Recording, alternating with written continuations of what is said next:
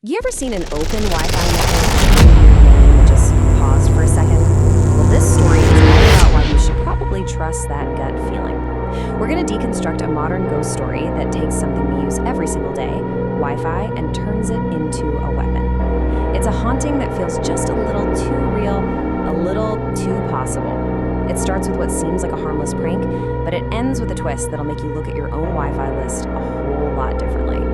So it all kicks off with these 4 simple words, broadcast as an open network name. I can see you. I mean, just think about that for a second. That's not a name, that's a statement. It's a direct, personal, and incredibly chilling claim. It's the perfect hook, right? Designed to be almost impossible to ignore, pulling our main character, and honestly, us too, straight into a nightmare where the digital world and the real world just completely bleed into each other.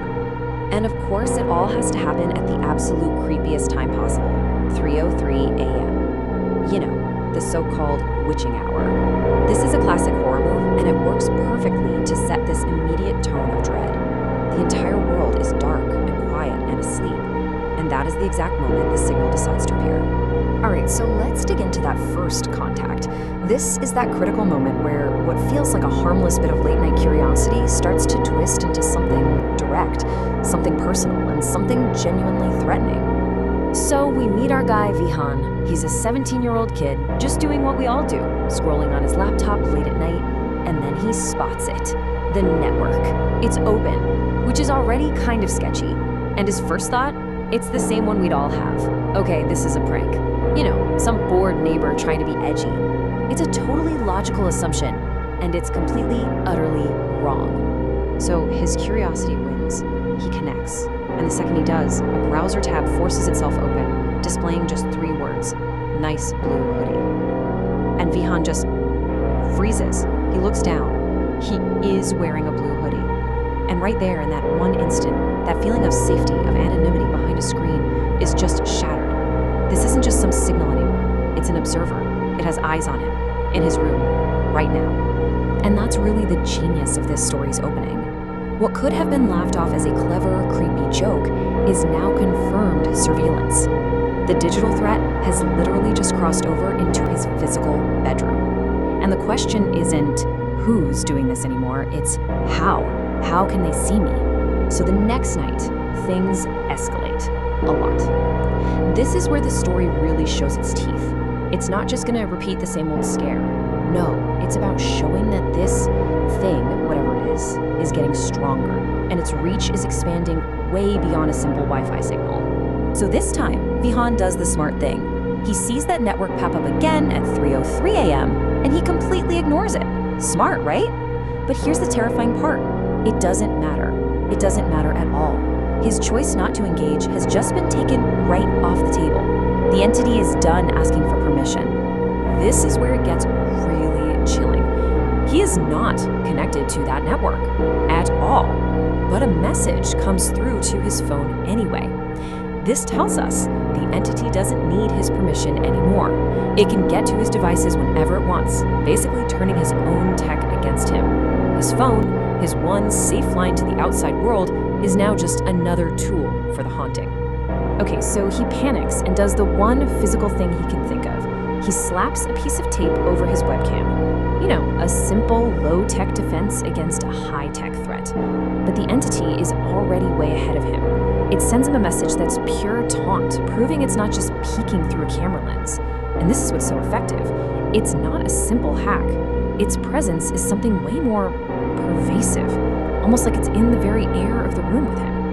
Alright, so by night 3, the whole dynamic changes. Vihan is done being a passive victim. He decides to flip the script and become an investigator. He's going to find the physical source of this digital ghost. As you can see from this timeline, we've gone from a single, unsettling contact to a full-on digital invasion of his life. And now, on night 3, we're heading towards a revelation. And you'd think finding the source would solve the mystery, right? Well, you'd be wrong. It's only going to make things so much worse. So he gets a Wi-Fi analyzer app on his phone, and he finally gets a lead. The signal is coming from that creepy, abandoned house right across the street. But here is where all logic just completely breaks down. The signal should be strongest over there, at its source, but it isn't. The app says the signal is strongest right here. his window. It's a paradox that makes absolutely no technical sense. And just as he's trying to wrap his head around that, he sees it. A flicker of movement in a window of that empty house. A figure watching him. And this is where the story pulls off this brilliant pivot. See, the mystery of the creepy house across the street, that isn't the real climax. The true horror isn't something outside his window. It's something buried deep inside his own memories. So he gets back to his desk and his laptop just turns on by itself. It auto-connects to the network, and this is the message that appears. This message is like a key about to unlock a door to a part of his past that he has completely walled off. An image starts to load, and it's him, as a little kid, standing right in front of that same abandoned house. And he has zero memory of this photo ever being taken. But seeing it, it triggers something, a forgotten memory from his childhood. He used to have an imaginary friend who he said lived in that house, a friend he just stopped visiting one day. And then, the final piece clicks into place with a new message that reframes this entire thing. You promised we'd always play. This was never some random evil spirit. This was a cry for attention, a forgotten friend coming back to collect on an abandoned promise. And as that realization washes over him, he glances at the reflection on his dark laptop screen and sees a shape forming behind him, right there in his own room. And that brings us to the story's final, absolutely terrifying twist.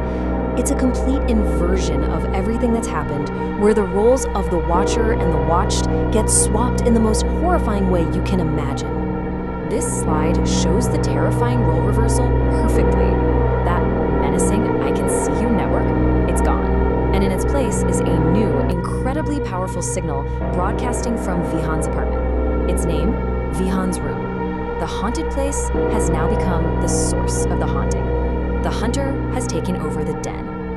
This is the last message Vihan ever sees. It's a declaration of victory. The entity didn't just want to invade his room, it wanted to take his place. The connection it was trying to make wasn't just digital, it was a complete and total swap of existence. The story's final shot is just bleak. We see the police outside his old building, a quiet, real-world confirmation of what we already know. Vihan is gone. The story ends with the ultimate tragic inversion. He is now the ghost in the abandoned house, trapped, looking out at the life that used to be his. He's become the watcher. And that leaves us with the story's final haunting takeaway. It's a pretty potent warning for our hyper-connected world, isn't it? In an age of endless, fleeting digital interactions, this story asks a really terrifying question. What if some connections don't just fade away? What if, out there in the digital dark, some promises can never be broken, and some ghosts can never, ever be disconnected?